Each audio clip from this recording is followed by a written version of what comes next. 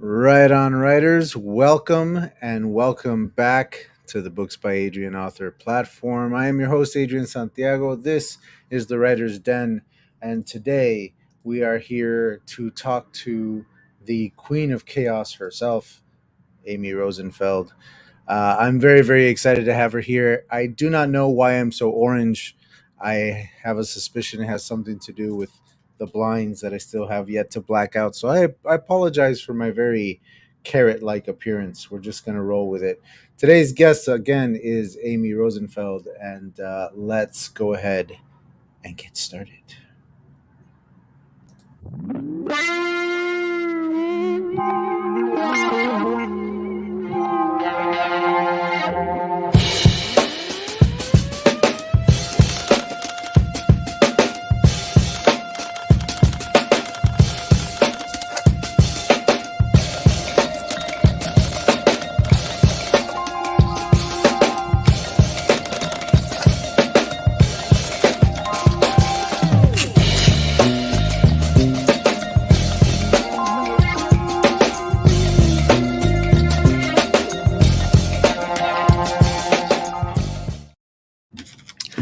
If this is your first time with us, thank you very, very much for being here. Thank you for joining us.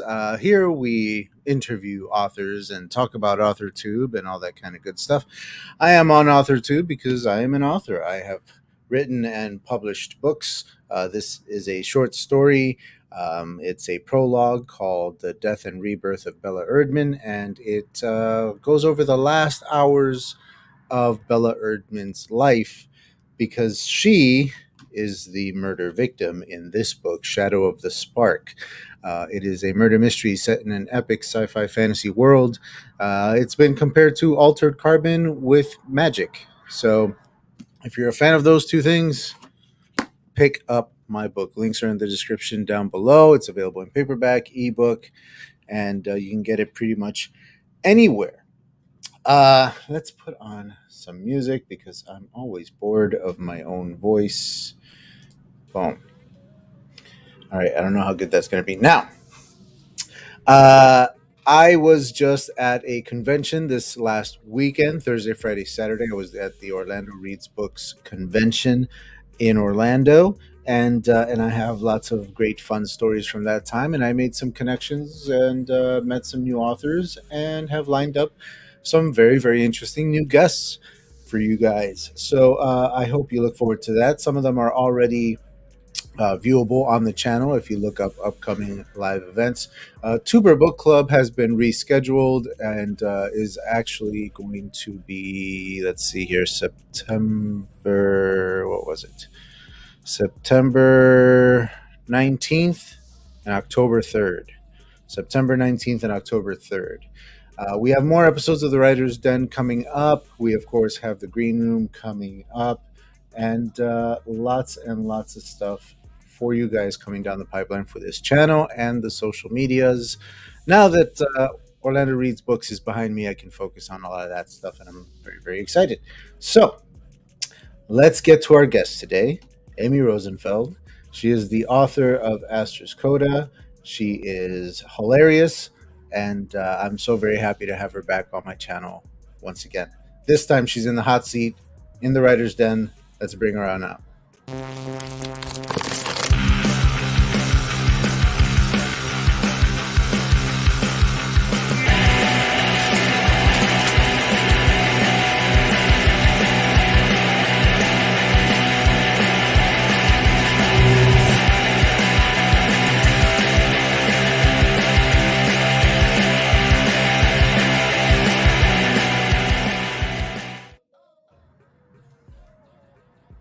Punk rock or something. Hi, Amy. How are you? You are muted. Unmute yourself immediately. I was saying I was tired.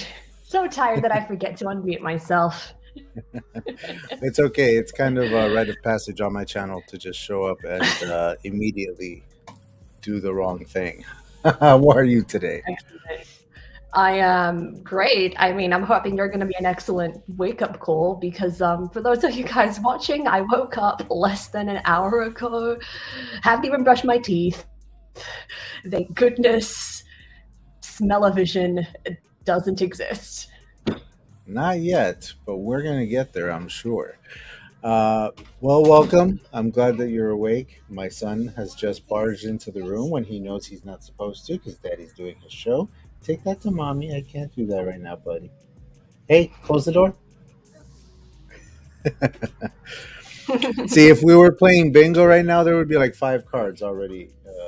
Yeah, okay. So, Amy, hi. Why don't you go ahead and do a little intro Hey. for yourself here for anybody who may or may not know you yet, who you are, where you're from, and what you're currently working on these days.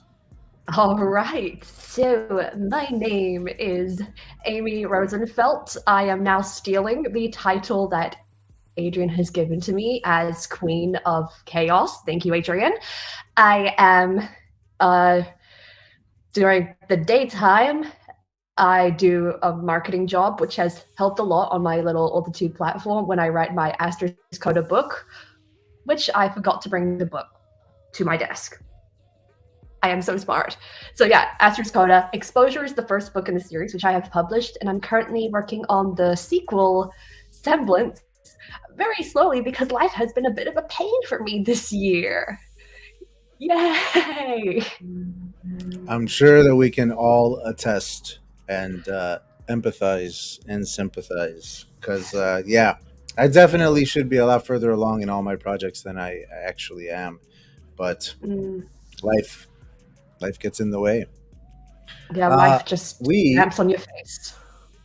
Oh man, that's exactly what it does. All right, let's do it.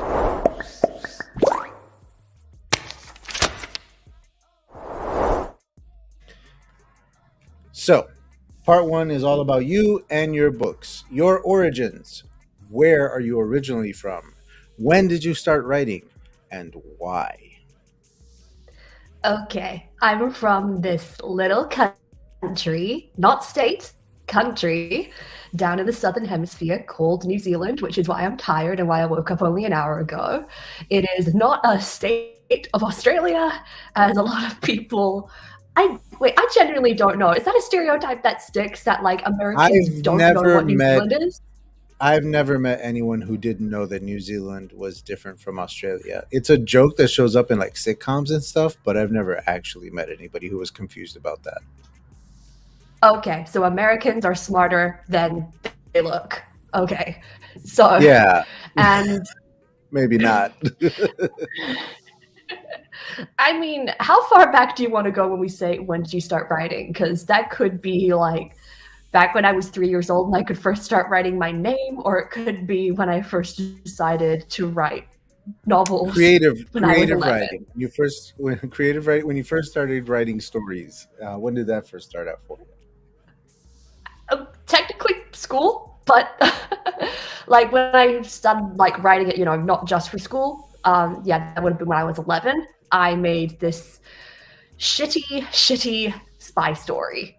It was, yeah, probably like the epitome of the worst writing that I have ever done, which is saying a lot because I have written Mary. I have written Mary Had a Little Lamb. I have written many terrible things in my life. I mean, who hasn't?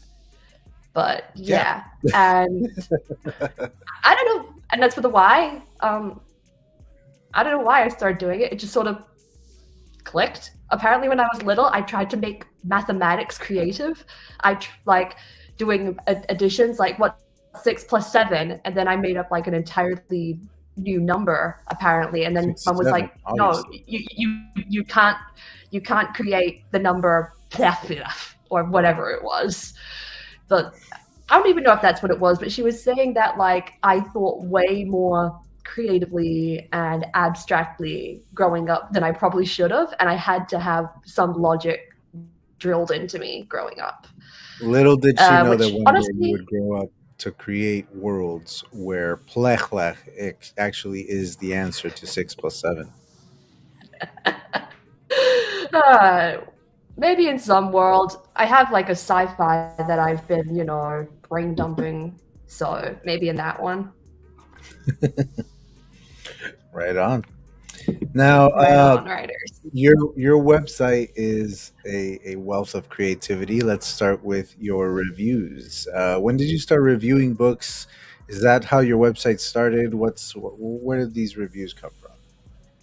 Yeah, I think it was how my website started. I mean, it was ages ago, back in good old 2018, before the thought of getting into lockdowns and pandemicking was even a prospect. And there was one book that I really, really enjoyed reading. And I just wanted to tell the author how much I liked it. So I did reviews on, like, Goodreads, and did it on my. I don't remember if I had an Instagram back then or not. I probably didn't, for my writing stuff. And then I decided I'm going to create a review website and start doing that. Of course, I read very slowly back then. I think the year after I posted that review, I read like 8 books in the entire year, or finished reading 8 books. I'm a faster reader now, at least I think I am. Either that or I'm just more committed to reading books. But yeah, I ended up starting to include some good reviews, some bad reviews, some absolutely enraging reviews, which, interestingly enough, the reviews that have given me the most rage, they have not been the 1-star reviews. And if you read some of them, you can probably tell. I should probably make like a tag or a folder of just like the most rage-inducing books that I have read, which are like 2 and 3 stars. That's so interesting. And you mean your rating of them, not necessarily like people's responses to your review, right? Yeah, my reading of them, Okay. yes. Yeah, yeah, because Yeah. that's what I'm like. That's the other thing is, folks might not care if you think a book is a 5 star or a 1 star, but you give a book that they love a 3 star and they'll jump down your throat talking about how you're so wrong. And I'm like, it's still good. It's three. Yeah, That's not bad. I haven't gotten responses, but it's like there's some books where there's like such good stuff and such good potential, but then they had like 1 or 2 things that are like massive red flags for me. Mm. Like, I'm trying to think of one off the top of my head. Oh yeah, how can I forget this one? City of Bones by Cassandra Clare, the start of the Shadowhunter series. I distinctly remember at the end of the book, I was reading it on the bus, and there was this one dramatic plot twist that happened, which was so stupid that I laughed out loud on the bus. That was meant to be a gasp moment, and I Yeah. cackled. And it put me off reading any of her books ever again, or watching anything that her books get adapted into, because That's yeah. another interesting point. This idea that like the worst is not when the book is bad from cover to cover, is when there is legitimate potential there for something great, and it gets fumbled or just doesn't deliver on the promise. Mm. So you have an entire video portfolio on your website, and it is not full of stuff from your YouTube channel. So, what is this stuff? What is it that you do? And what can people expect to find in there? That kind of stuff is mostly for my day job, I will admit, but it is something that I'm hoping to get into. It's like another side hustle to my side hustle of my author stuff. Um, I do video editing as part of my job in marketing. As a general scope of things, I'm a digital marketer, which covers a very broad spectrum, but the parts that I have specialized in have been the video side of things. Sometimes with a focus on video for social media, because that's the main marketing thing that people want to do these days. So yeah, I've been doing video editing since high school. I improved my video editing skills in tertiary study. Yeah, I like my video editing, and that's probably why I'm here on AuthorTube, because editing videos, it's what I do. So, you actually enjoy the editing part of videos. Absolutely. I Yeah, know see, that there's some people most of who us like, have to do it, but you actually enjoy doing yeah, because at least like with my perspective on like video editing, if you're able to edit something right, it's going to enhance the way that you are telling things. That's the kind of like video editing I like to do. It's like when I, for example, like I say like a very weird statement that I wrote into one of my video scripts, and then I put like this video filter on that like twists my face as I'm saying something that some kind of bigot would say, for instance. And just like women are totally represented fairly, and then I've got like this weird distorted face. It just adds to it. I makes that point stand out more, and that's a kind of video editing I like to do, as well as a simple like put some music on, and then whenever the beat changes into music, you just switch to another shot. That's a classic style for me. Yeah. One of my favorite podcasts to listen to was this like official Breaking Bad podcast that they used to do, AMC used to put out. And the host of the podcast is the editor from the show. And so every week she's got guests on there. Sometimes it's the actors, sometimes the writers, sometimes the directors, whatever. But she's always, asking questions coming from the editor point of view, and also sharing little things that she did to beef up the storytelling. So, like for example, there's a moment where uh, in season 5, Jesse gives Walt a watch as a gift for his birthday. And at the end of that episode, Walt puts that watch on his bedside table and he goes to sleep. And the camera focuses on the watch as it's ticking, right? And you're just listening to the ticking, ticking, ticking, ticking, ticking. And it just keeps getting closer and closer and closer to the watch until the last shot of the episode is a real extreme close up on the watch as it's ticking, and it cuts to black. And the editor explains that she put the sound of a gun cocking at the end. The very last thing you hear is a and it sounds like it's one of the ticks, but it's not. And it's just this very subtle little thing that she puts in there, like this, like the Oh, hell TikToks of yeah. your life going away. Just this moment that makes you like, even if you don't know there was a gun, you know that it wasn't the watch. And there's just like this thing where you're like, wait a minute, what was that? Um, and she talks about lots of little moments where she, did little things like that just not change, but enhance the way that the story is told. And I feel like that's what you're talking Absolutely, about. yes. The sort of like Yes. supportive thing that editing can do. I love that. I just wanted to say very quickly hello to the chat. Dreaming Truth author, hello. Jennifer Hello, Brown. hello. People are just trickling in right now, so welcome. Take your seats, enjoy yourselves, kick back, have a drink, a Coke and a smile, whatever it is. Now, on that same website where you do book reviews and you have a video portfolio, you also have a photography portfolio.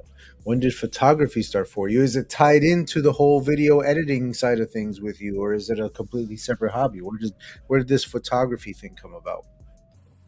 Yeah, it ties in with that. I honestly didn't think that photography would be like a big part of what I'd end up doing as a job or even sometimes as a hobby. It stemmed from high school, where year 11, year 12, and year 13 are your senior years of high school here in New Zealand. And I wanted to do an art subject.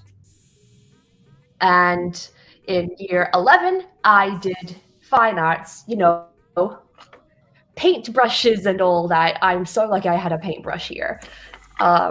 And Yes, because I would not have been able to put together what you meant when you said the word paintbrush. I definitely need a visual aid. I a visual appreciate that aid. very much.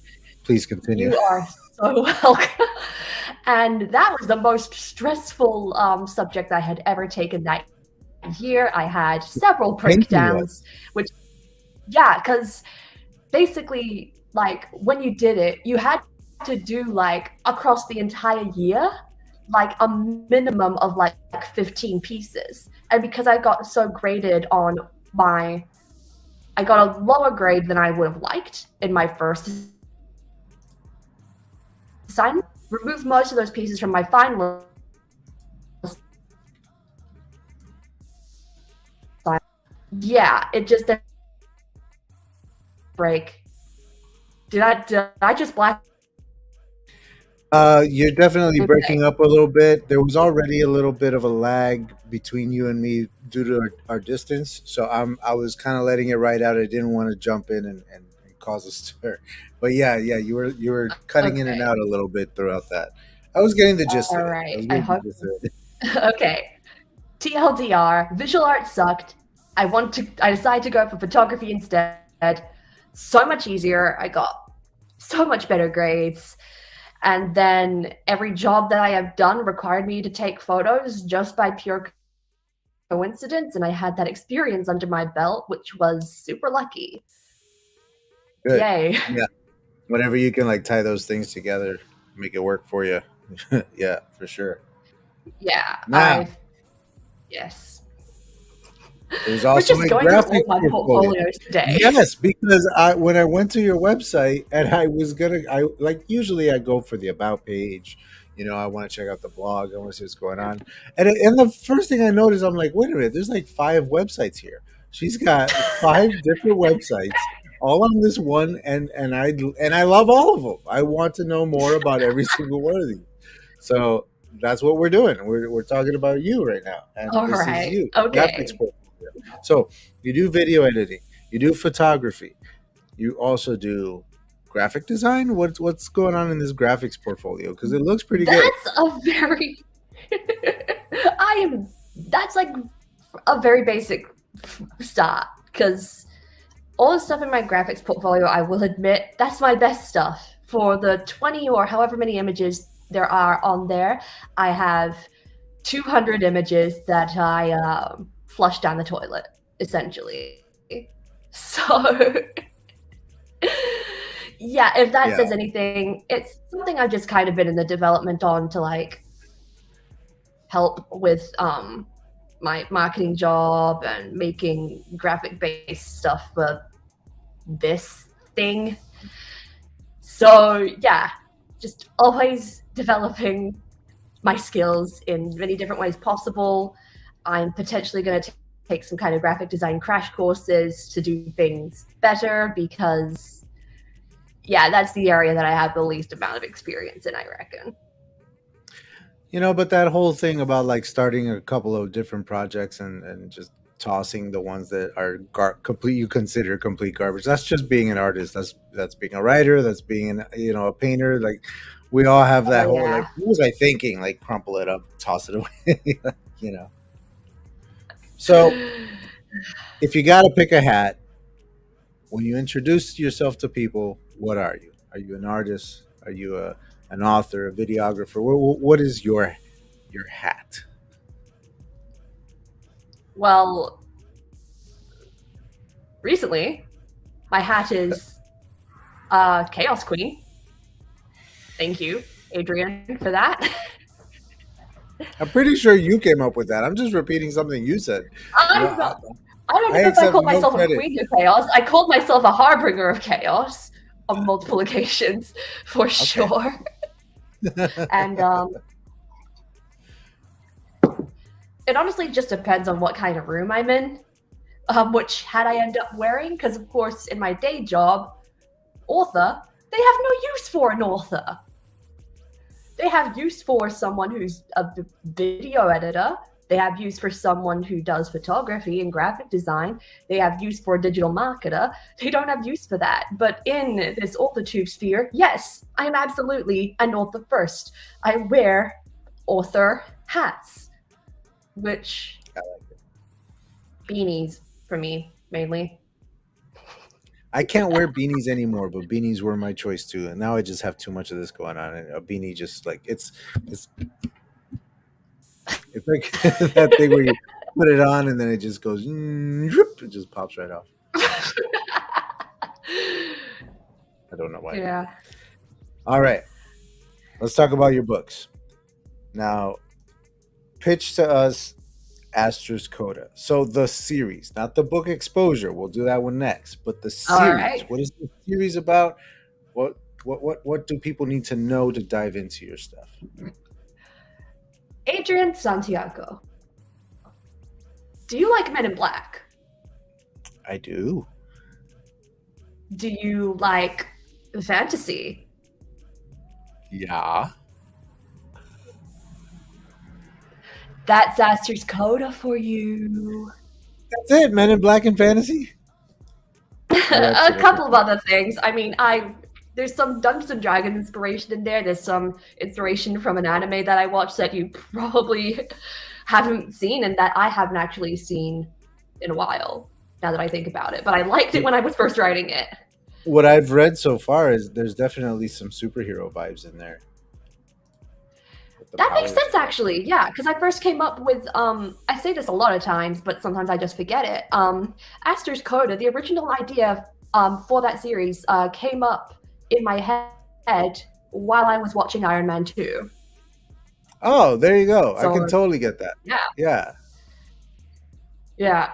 Can you actually totally get that? Like, I can because like I said that it had these like superhero vibes. I was actually getting more of that old show Heroes. I don't know if you used to watch that when it was on.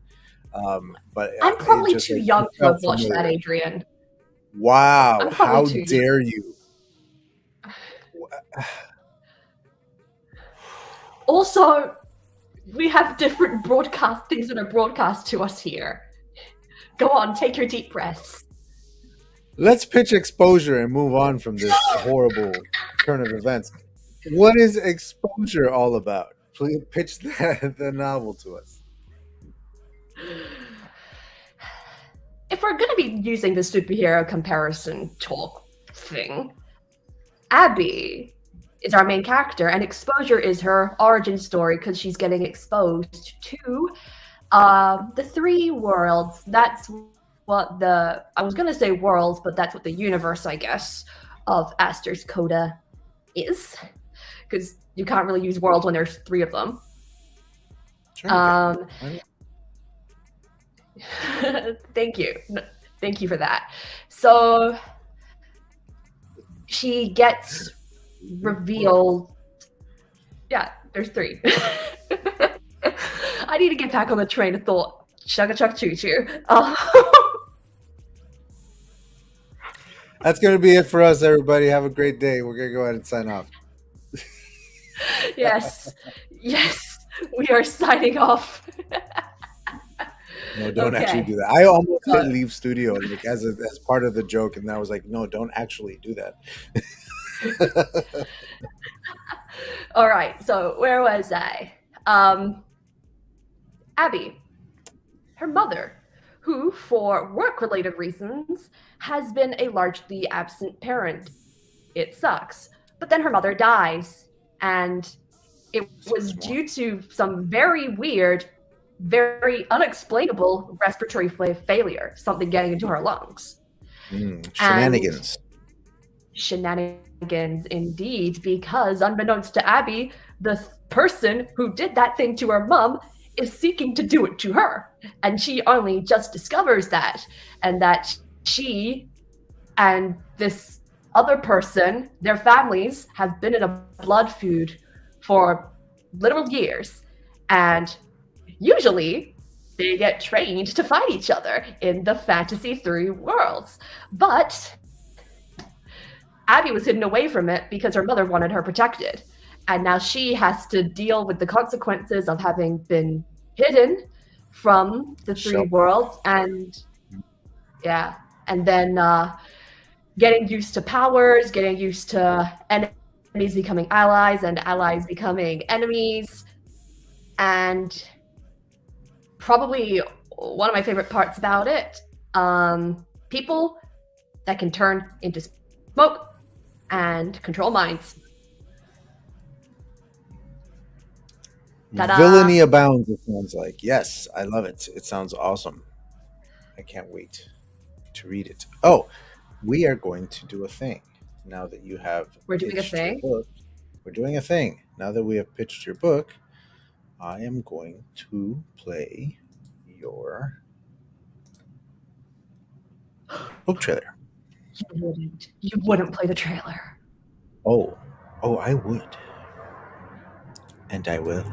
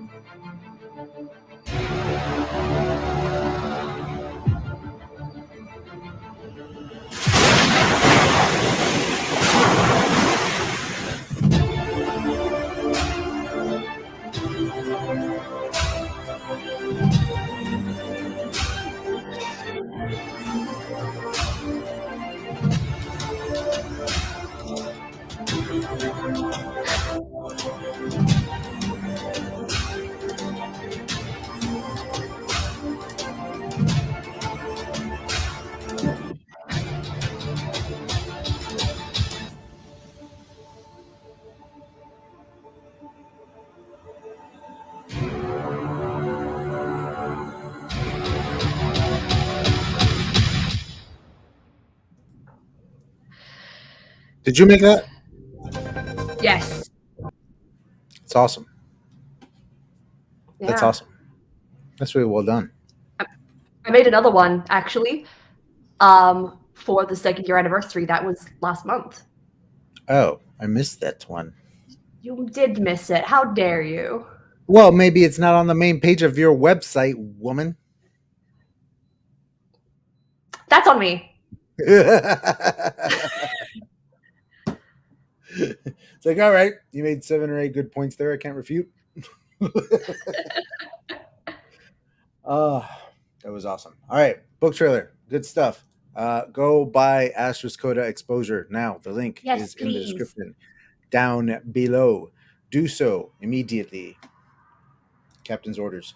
Next up, we're going to do Author Tube Corner.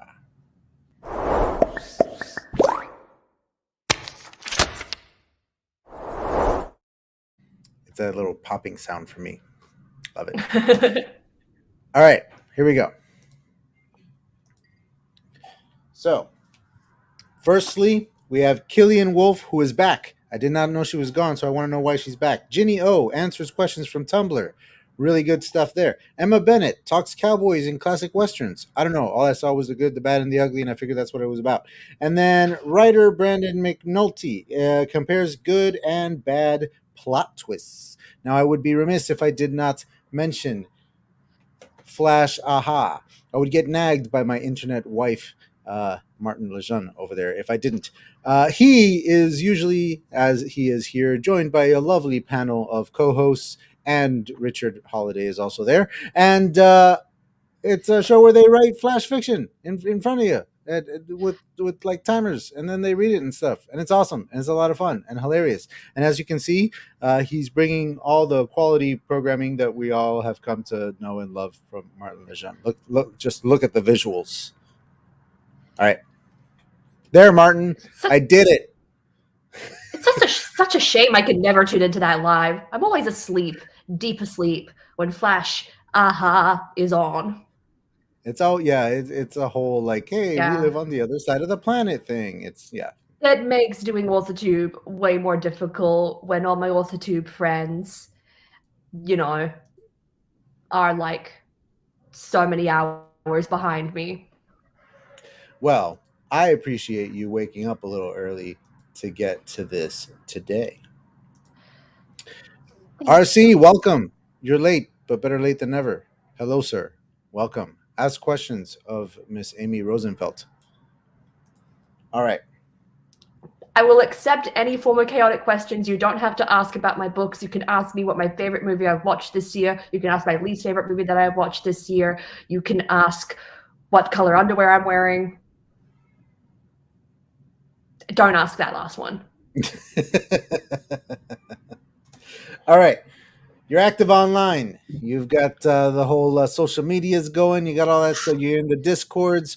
What is like the best way for people who want to know more about Amy Rosenfeldt and interact with you? What's the best place for them to do so? AuthorTube, like I said, video editor. I edit most of my videos. I say most of my videos. I edit all my videos. What am I saying? Yeah, that's the one I like to make sure I keep the most active. So that's the best place for you to check me out, check out all my opinions, see me rage. I'm glad that was your answer, because that was my next topic. Your AuthorTube channel. What goes on there? I'm saying, what goes on there? Why should people subscribe? And as she's telling you about it, people, click on the link and go subscribe. So yeah, what goes on your AuthorTube channel? Do it. Subscribe. Do it. Do it. Do it. Do it. Do it. My AuthorTube, it's a little bit of a mishmash, I will say. I like to do a lot of different things Of on course. there stemming around books as a core. But lately, the things that I have liked doing has been deep diving into certain fantasy-based tropes and things. Like my most recent video, which was 2 weeks ago because I was sick last week and I'm unable to do anything, I was tier ranking fantasy genres, and my good AuthorTube friend JM Chaley was upset that I put his genre in the lowest tier on my tier ranking. I'm sorry, but Twilight made me put it there. Yeah. But yeah, I do other stuff as well. I've got I also like to dive into like social issues with books as like the main core or stem of it. I had a lot of social issues relating to books that came up earlier this year. Like, have you heard of or read Babel by R.F. Kuang? I have heard of it. I have not read it yet. Yeah, there were some white people that hated that book. Okay, yeah, that I mean that happens. What's the story there? So basically, I don't know the full story of this because I gained most of my information at that time from TikTok back when I was more active on the platform. And basically, there was some reviewers who rated the book 1 star because they hated the way that they were represented. There was basically like this character, this Caucasian woman character, who was there to like illustrate and like explain like privilege. Like that was the main thing, is like to show privilege through this character and how privilege can warp someone who would be someone like me, but you know, straight. Essentially, at least that's from what I understand. And the person got upset because they thought it was an attack on white people, but like they were misunderstanding the point of the story, which was a story relating to racial bias and a little bit of gender bias as well, but mostly racial bias in academia. Well, what's funny about that whole thing is that they're complaining because they related to this to this character. They didn't want to relate to the character. They thought that it was okay. Anyway, what are your writing rituals like? What do you how do you go about getting your stuff done? What's your process like? I set myself very broad goals normally. So like quite a lot of people, they like to have very meticulous goals where it's like, I will write this many words this day. I can't do that. Back in high school, I was able to set myself a goal. Back when I wrote, you know, the shittier version of ASTER'S CODA, I was able to set myself a goal where I would write at least 1 chapter per week. Because back then I was on the writing platform, mostly known for fan fiction, but there was still writing on there, Wattpad. I was back on there in high school. I am no longer on there. All evidence of my account being there has now been removed. And yeah, basically it was like an episodic thing similar to Kindle novella, which is something that I do want to get into, but it's not available in New Zealand for authors yet, which gives me time to procrastinate what I'm doing. But yeah, back then I was able to write 1 chapter per week, but these days with how busy my life gets, I'm able to set myself broader goals. So like when I'm writing, at least I'd be like, I want to finish this act of my novel by the end of this month. So my goal for when I was writing the sequel, Semblance, last year was to have the draft finished, because I started about 1.5 years ago from when it actually finished. I want to have the draft finished by the end of July, I stretched that out to the middle of August due to things getting in the way, as they normally do. So yeah, I'm just a very broad goal person, and I often have to like hype myself up to write. Once I get into that mood, then I am running. I am sprinting. And often, like, to help me get into those moods, I usually have to go through the outline of the chapter, or I have to make an outline for the chapter, and that's what helps me with the writer's block. I hope you weren't answering that. I was going to ask that question next because No, yeah. actually, the next question ties very nicely into this one, but this one is from the chat. It Oh, is, how many projects and or books do you work on at a time? And that's coming from Felicia, Dreaming Truth author. one normally. Although I have like this weird thing that sometimes to procrastinate on the book that I'm writing, I work on another book with like the outlines and the character creation and stuff, which I have no idea if that's healthy. But I guess technically later this year, I'm going to be working on 2 books at a time because I'm deciding to try NaNoWriMo again. I tried it for the first time in 2019 and it was an absolute train wreck. I'm going to try it again this year just to see how it goes. Yeah, I want to try it, but I just know that there's no way I could possibly win because I have things to do. I have a day job. I have kids. I have a wife.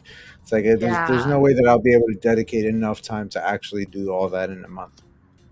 Well, I But know like people often like set like different goals from the usual 50K. So that's probably what I'm going to sure. do. Yeah, So well, I was if you want to hoping to get like a really solid outline for the next novel done in, maybe a good 10K or so, maybe 15. So I might do that. I might like, yeah. shorten it up. All right. Also from the chat, how long did it take you to write ASTER'S CODA from concept to finished product and publication? If we're talking in the grand scheme of things, back when I wrote that shitty first version, then it would have been 8 years. But if we're talking about the version that we know and love today, it would have been 4 years?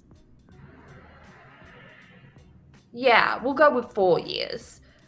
So, like, I first started writing it out back when I was like 13 years old and severely didn't like what I was writing. I kept going back to edit it and realizing glaring issues, so I decided to completely start over. The original version of ASTER'S CODA is nothing like the published version, and I'm so glad that it isn't that old version because it's evolved so much and I love it so much more. So That yeah. is what it's all about. It's actually like getting it to that point that you wanted it so that you can be proud of that finished product. Yeah, for sure. I mean, I mine mean, took three I was years, so yours taking four makes sense. It checks out. yeah, I mean, I was proud of it back when I first written it, but that's because I was stupid as hell. I'm smarter now. Do you use Scrivener or Notion? I I don't know use Notion. neither. I use Google Docs. I Really? yeah. It works for me, and I know people have always gone on about like a lot of these different systems and stuff, but life is not cheap here in New Zealand. So I have no idea how much Scrivener costs for you guys, but it's going to cost almost twice as much in New Zealand. So, and not to Yeah. mention how much so much stuff is so expensive in here. Like, I don't even want to get started. It sucks being on an island and everybody can only get to you by boats and planes. It makes freighting harder, and so we're paying more for petrol than we are for actual products. Yikes. Oh, Well, sorry, gasoline. it's okay. We have we've all seen the British Office and Sherlock, and like we understand what petrol is. So What's funny is that like I'll use an outside app called Dabble to write my novel in, but then when it comes to like the whole beta reader, critique partner, editor phase, I inevitably end up making a Google Doc anyway and sharing that with them. I might as well just be writing in that, I guess. Although, weirdly, I switched to Microsoft Word in the later editing stages because of the text to voice function, and that helps me find errors in the editing process. There's also So people who straight up format their novels in Word. So I could never. I got someone else to format mine for me when I published it. it's nuts. Like I tried to do it, I and I mean, was like, I could do it. It's just I don't have the time. If I want to publish my book next year, if I try the formatting in Microsoft Word, it's going to be out in 2026. I could take the time to do it, but the I don't have the patience for Yes. these fine little details. Word No thanks. formatters, you have guts. Do it. Do you prefer series over standalones? I honestly don't care. I mean, it all depends on like the story that you're trying to tell. And of course, bigger stories, they are better in a series. But I do admit that some series do go on longer than they should. And some standalones are so big and chunky that they probably would be better for my digestibility as a series. I'm staring at your copy of Priory of an Orange Tree right now, Adrian. That's one. Like, I reckon that if Priory was broken up into bite-sized pieces, that yes, I would pick it up.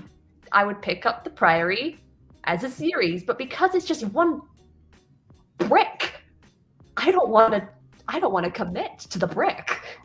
So the interesting thing about Priory of the Orange Tree is that it is an incredibly intimidating paperback. As you can see, it looks like a really big fat book, but the truth of the matter is the margins are very large, the font is very big, and it's not as long as it appears to be. It is an optical illusion, and I think it's made to make the book look more epic fantasy. Um, because it's so big. But it's a fairly regular size novel. I don't think it's too much bigger than my own, to be honest. Okay, that's Yeah. interesting. Yeah. So don't let that hold you back. It's All gonna right. hold me back. It's going to hold you back. Okay. Tell the folks where they can find your books, your book, your stuff to buy it. Well, it's available wide. We've got the Amazon. We've got. I was about to say Books Depository, but that shut down. Rest in peace, Book Depository. Yeah, Amazon, Apple Books, eBook, Paperback. I sometimes say eBack and Paperbook, and I'm glad I didn't that time. But then you did anyway. Yeah, because it's a fun little thing about me. I'm quirky, but yeah, if you're stuck, you can just head to my website and find the page about my book, and then the good old books to read link. Adrian also buried it in the chat. Thank you, Adrian. Did I? You know what? It's in the description below. You don't need it in the chat. If you can't find it, you got problems with technology. It's right down there. Just click it. Or maybe technology has a problem with you. See, now we're getting to the end of the hour, so you're starting to get a little sassy. You've woken up a bit. You think, oh, let's take Adrian down a peg. But you know what, lady? This is my house. This is my house. I don't have anything Where's the to add. roof? For me, buy my books. Links in the description down below. Ebook, paperback, signed copies also available. And due to only selling a fraction of what I took to the convention, I have plenty of paperback copies at home to sell. So let's buy some signed copies, people. All right. Shipping is, we'll figure that out. Kofi, go check it out. All right, y'all. Now, You've got some flavors going on in your book. You got the superhero vibes. You've got the YA kind of stuff. What Mm-hmm. is the inspiration, would you say, for ASTER'S CODA? Where did this idea sort of spawn from? Because it seems to have origins in lots of different little things. Yeah, well, we've already talked about the Iron Man origins, and then the writing style, that more YA flavor. I mean, even though the inspiration that I'm talking about is middle grade, Percy Jackson. Reviewers of my book have noticed the Percy Jackson inspiration with the writing style, and I guess some of the epicness surrounding it. Sadly, not the Greek gods and mythology. I created all my own creatures. And then in later stages of writing it, there was the similarities with Men in Black. I did not write it with Men in Black as an inspiration in mind. I realized that later down the line. But in the later stages of writing and then editing that book, that was the time when I was getting into Dungeons and Dragons. And so you see a little bit of an influence from that there.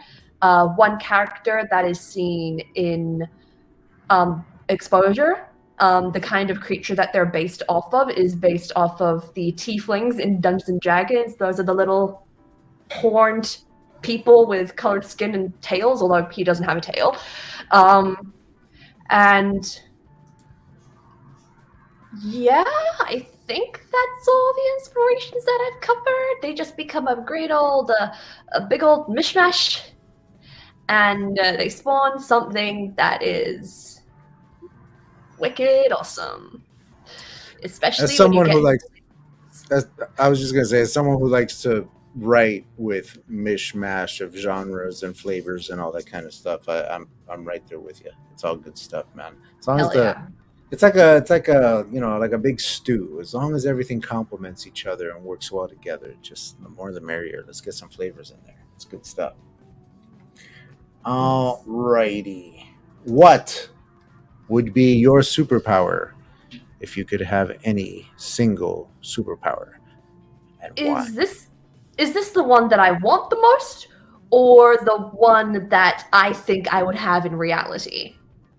Why is that why are those two different answers? Why are they not the same? Now I'm intrigued. Okay, so give me the one that you would want, and then the one that you think that you would get, because apparently you wouldn't get the one you want. Well, the one that I'd want is shapeshifting because it's basically like 10 superpowers in one. Because like if you shapeshift into a really strong person, you would be a very strong person. You would have super strength. Or like a giant ant. Like if I'm shapeshifted into an ant the size of a German Shepherd, I could carry the house that I'm in right now. Yeah. Interesting. Or you could shapeshift into like, a shark and breathe underwater. Yeah. All right. So what's the superpower you would get based on reality, apparently? Okay, I think the superpower that I would get in real life would be like akin to. I'm going to have to deep dive in because I assume that you've heard of Dungeons and Dragons, but I don't know how familiar you are with the game. I've never played. I'm familiar enough to have a conversation about it, but no, I've never played. I don't have intimate. Okay, so there's a character class that's called a bard, which is basically a character who creates magic through creation. And aside from that magic, they have a mechanic called inspiration, in which you are basically able to use your voice or whatever other kind of creative thing that you have to buff up other people. So basically, you are able to give them bonuses to attack rolls, saving throws, or skill checks. If that means anything to you. So you're basically there using your voice. I can figure it out what all that means. Yeah, so the mechanic is called Bardic Inspiration, and I feel like my superpower would just be Bardic Inspiration, also because I am a real life bard, like I do my storytelling through my writing. Outside of my day job, I do, my day job has got the creative aspects of it as well, revolving around creativity and communication. And a lot of my hobbies as well, including Dungeons and Dragons, revolve a lot around that creative collaboration. And so my real life superpower, or the superhero ability that I would have, would be that whole inspiration side of things, so to speak. I love it. I think I would want telekinesis. I want to move stuff with my mind because I feel like that, like your shape shifting ability, is very versatile. You can do a lot with it. Like I could conceivably get strong enough with it that I would be able to fly because I would just be moving my own body through space with my mind. You'd be So the villain. You'd be like having the same powers as the villain in ASTER'S CODA.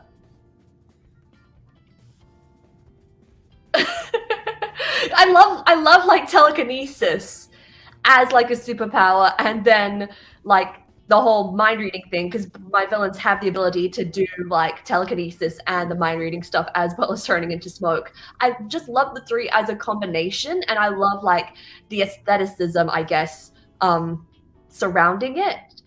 But yeah, I just think shapeshifting is probably more versatile. And if I was a spider, like Spider-Man style, that's halfway to telekinesis. Like, I've got an object. yeah, I'm flying away. So yeah, that's yeah, that's that's the thing with Spider-Man, where he has almost everybody else's abilities just by being Spider-Man, but not quite. exactly. Did you ever see Chronicles? That movie Chronicles? Chronicle, singular. No, that does not ring a bell. It's about three high school kids who discover some weird like alien orb or something, and it gives them superpowers. It gives them telekinesis, and it starts off very small, moving little things with their mind, and they're like blown. Their heads are exploding. Oh my god, this is amazing! Um, but it takes a toll out of them. The exertion, like they get very tired, but they work it out. They keep working on it, and it's like a muscle. It gets stronger and it gets more Mm. intense. And so they all kind of go down different paths. You have the one down the path of the hero, the one that goes to the path of the villain, and then the one that unfortunately at some point gets sacrificed and creates the big conflict between the two. And it's an awesome little indie movie about kids with superpowers that it's just unlike anything. It doesn't feel like a Marvel movie. It doesn't feel it's a really cool little flick. You should check it out. Chronicle. I will. I think you Yeah. yeah. It's got Dane DeHaan in it. Michael B. Jordan is in it from like before he was famous. Yeah, Nice. it's cool. You should check it out. All right. Well, let me see where we are at. Uh, Coming up next, we are going to step into the green room and just have a little chit chat, little chat, little hangout time. Just me and Amy here. If you would like a window, go to my Facebook page. You'll be able to watch through there like a creepy little voyeur. But you cannot participate. You cannot speak to us because it's the green room. The show's over. It's just us talking. And then if you don't want to be a creepy little voyeur, you can just wait until Friday when the edited version goes up on YouTube for everybody to see. Amy, thank you so very much for being with us today. Thank you for being our guest on the Writer's Den.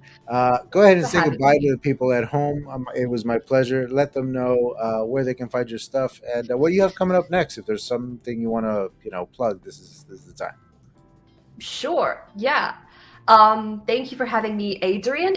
If you do want to see more of this chaos, my YouTube channel, Amy Rosenfeldt, I actually interviewed Adrian a few months back before he released Shadow of the Spark. So if you want to see more chaos and you don't want to be a stalker in the green room, then you can also check that out.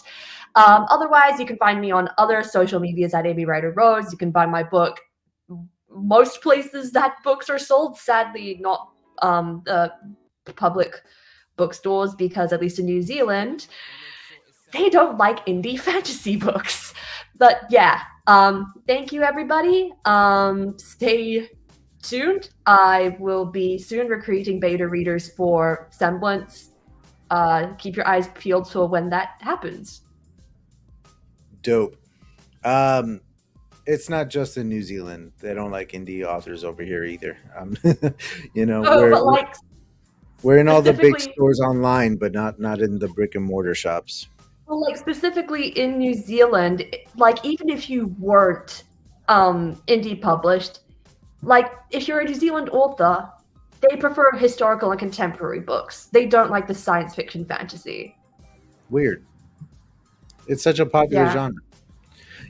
not for All New right, Zealand apparently. we're gonna talk more about that in the green room. That's a great place to start. All right, folks. Thank you very much for joining us. Thank you, Amy, for being with us. Stick around, and we will hop into the other room. For everybody else, Write On Writers, hit all the links in the description below, and I will see you all next time. Never apologize for chaos. Peace.